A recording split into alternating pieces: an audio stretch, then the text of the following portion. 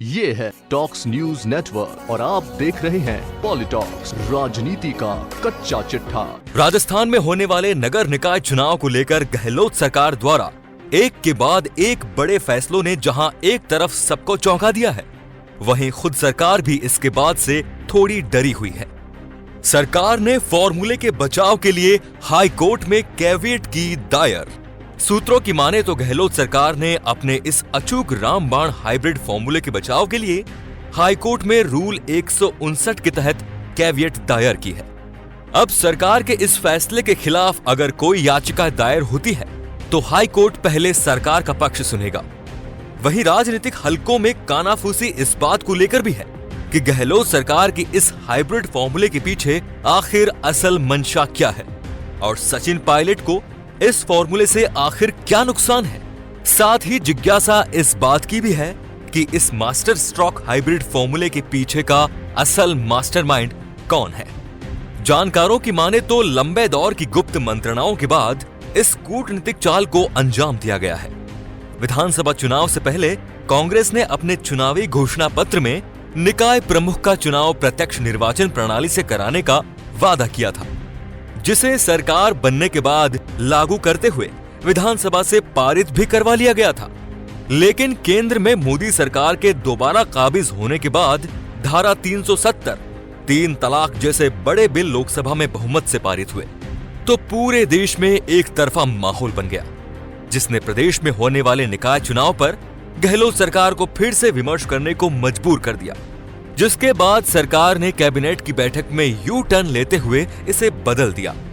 लेकिन इससे भी सरकार को निकाय चुनाव में अपनी किरकिरी होने का भय था और साथ ही अन्य चुनौतियां भी हैं जिनसे सरकार को निपटना है। वर्तमान समय में प्रदेश के मुख्यमंत्री अशोक गहलोत के समक्ष कई चुनौतियां एक साथ है। सबसे पहले मोदी में माहौल के बीच होने वाले निकाय चुनाव में ज्यादा से ज्यादा कांग्रेस के बोर्ड बनाकर आलाकमान की नजरों में अपने नंबर बढ़वाना। दूसरी, पार्टी की आंतरिक गुटबाजी के चलते पायलट गुट को कमजोर करना, जिसके लिए अपने समर्थकों की संख्या को बढ़ाना है। तीसरा, बहुप्रतीक्षित राजनीतिक नियुक्तियों के बाद पद से वंचित अन्य कार्यकर्ताओं की संभावित नाराजगी से पार आना। वहीं चौथा है, विपक्ष में बैठी बीजेपी के सरकार के खिलाफ किसान कर्ज माफी और बिगड़ी कानून व्यवस्था के मुद्दों पर पानी फेरना। इन सब चुनौतियों से एक साथ निपटने का फॉर्मूला तैयार करने के लिए राजनीति के जादूगर माने जाने वाले अशोक गहलोत ने अपने विश्वसनीय यूडीएच मंत्री शांति धारीवाल और मुख्य सचेतक महेश जोशी को जिम्मेदारी सौंपी, जिन्होंने अपनी एक टीम तैयार की और काफी लंबे मंथन और गुप्त मंत्रणाओं के बाद होने वाले निकाय चुनाव के लिए ये हाइब्रिड फॉर्मूला तैयार किया। गुरुवार को इसकी घोषणा करते हुए नगरीय विकास मंत्री शांति धारीवाल ने अधिसूचना जारी कर दी। मुख्यमंत्री गहलोत और उनकी टीम इस फॉर्मूले को रामबाण औषधि के रूप में मानकर चल रही है। गहलोत सरकार की इस हाइब्रिड फॉर्मूले के पीछे आखिर असल मंशा क्या है? सबसे पहले प्रदेश में इस हाइब्रिड फॉर्मूले के लागू होने के बाद अब संबंधित निकाय क्षेत्र में रहने वाले किसी भी व्यक्ति को या पार्षद का चुनाव हारे हुए प्रत्याशी को भी मेयर सभापति बनने की छूट होगी।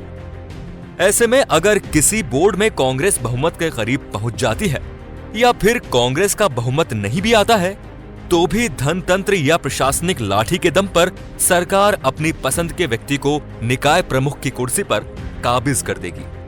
अगर कमोवेश पूरे प्रदेश में ऐसा करने में गहलोत सरकार कामयाब हो जाती है तो बीजेपी के राष्ट्रीय मुद्दों की हवा निकल जाएगी और ऐसे में आलाकमान के सामने सीएम गहलोत अपने नंबर जरूर बढ़ा लेंगे।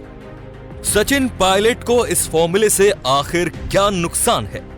जाहिर है, जब कोई भी व्यक्ति निकाय प्रमुख बन सकेगा तो वो मुख्यमंत्री गहलोत की पसंद का ही होगा और इस फॉर्मूले की आड़ में सरकार ज्यादा से ज्यादा निकायों पर अपने चहेतों को प्रमुख बना सकेगी। ऐसे में पार्टी में गहलोत समर्थकों की संख्या बढ़ेगी और पायलट गुट कमजोर होगा। गौरतलब है कि प्रदेश अध्यक्ष सचिन पायलट ने सरकार के इस हाइब्रिड फॉर्मूले का खुलकर विरोध किया है।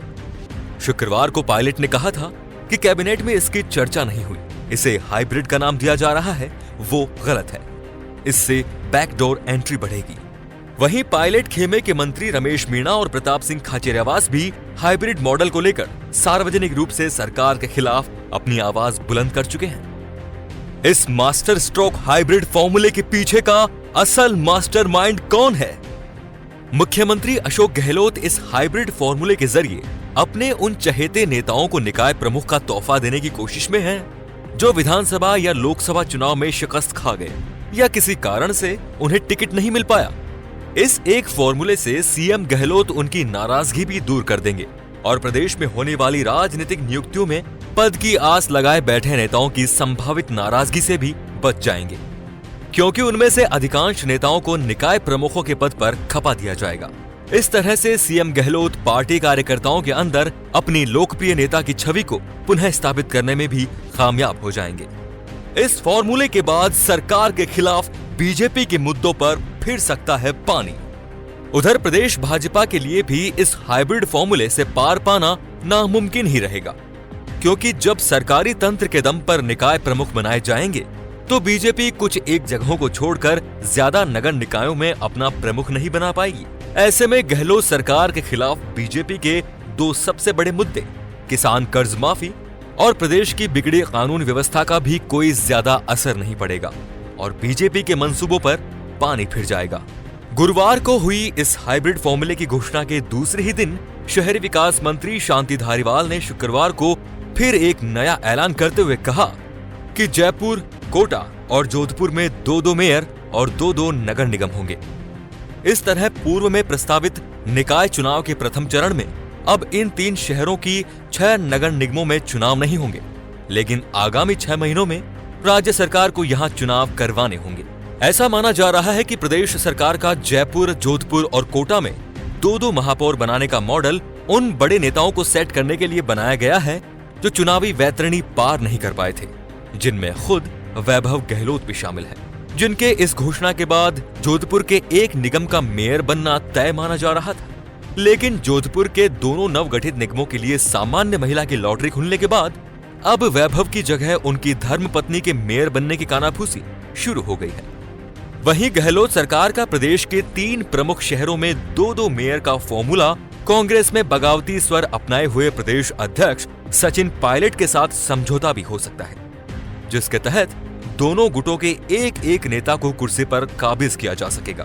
खैर, चुनावी परिणाम तो अभी भविष्य के गर्भ में है, लेकिन राजनीति के जादूगर माने जाने वाले मुख्यमंत्री अशोक गहलोत ने इस हाइब्रिड फॉर्मूले को लगा करके प्रदेश की राजनीति में जबरदस्त हलचल मचा दी है। एक तीर से एक साथ इतने निशाने साधने वाला ये रामबाण फॉर्मूला तैयार करने के पीछे के मास्टरमाइंड कोई और नहीं बल्कि चुप रहकर सियासी समीकरण साधने के सिद्धहस्त मुख्य सचेतक महेश जोशी हैं, जिन्होंने यूडीएच मंत्री शांति धारीवाल के साथ मिलकर मुख्यमंत्री गहलोत के लिए इस शत्रु विनाशक हाइब्रिड फॉर्मूले को इजाद किया, जो कि पूरे भारत में होने वाला अपने आप में इस तरह का पहला फॉर्मूला होगा। आने वाले समय में और कितने राज्य इस फॉर्मूले को अपनाते हैं और क्या बीजेपी के चाणक्य अमित शाह गहलोत के इस जादुई फॉर्मूले का कोई तोड़ निकाल पाएंगे, ये देखना दिलचस्प होगा। पॉलिटॉक्स ब्यूरो, जयपुर। ये है टॉक्स न्यूज नेटवर्क और आप देख रहे हैं पॉलिटॉक्स, राजनीति का कच्चा चिट्ठा।